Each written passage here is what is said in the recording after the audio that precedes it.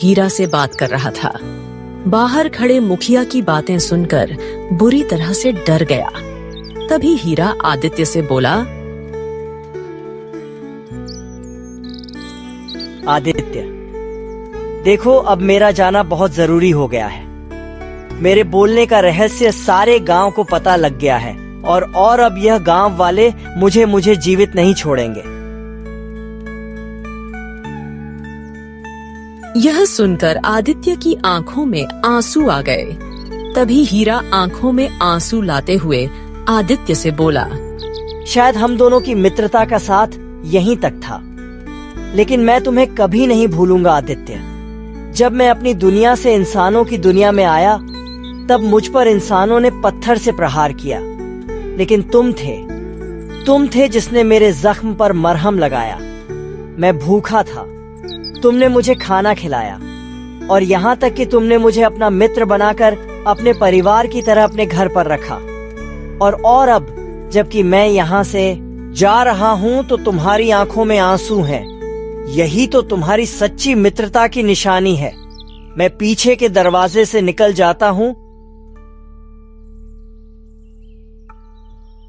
इतना बोलकर हिरण रोता हुआ पीछे के दरवाजे से निकल गया। कुछ देर बाद आदित्य ने दरवाजा खोल दिया। मुखिया तुरंत घर के अंदर आता हुआ बोला, कहाँ है वो बोलने वाला हिरण? बताओ आदित्य कहाँ है? जब राधा घर छोड़कर गई थी, मैंने उस हिरण को उसी समय घर से निकाल दिया था। वो नहीं है यहाँ पर। अरे तुम सही कह रहे हो ना? बताओ, सही कह रहे हो ना? हाँ, मैं सही कह रहा हूँ। मैंने उसे निकाल दिया।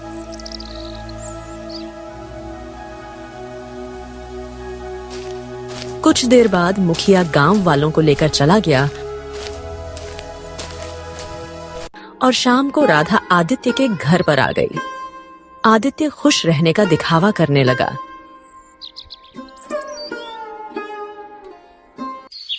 समय ऐसे ही बीतने लगा। 1 वर्ष बाद राधा ने एक सुंदर पुत्र को जन्म दिया।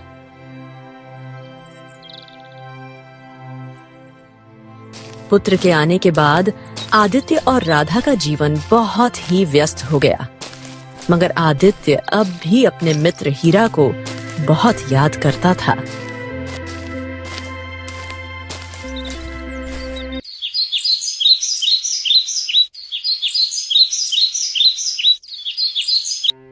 ऐसे ही 5 वर्ष और बीत गए।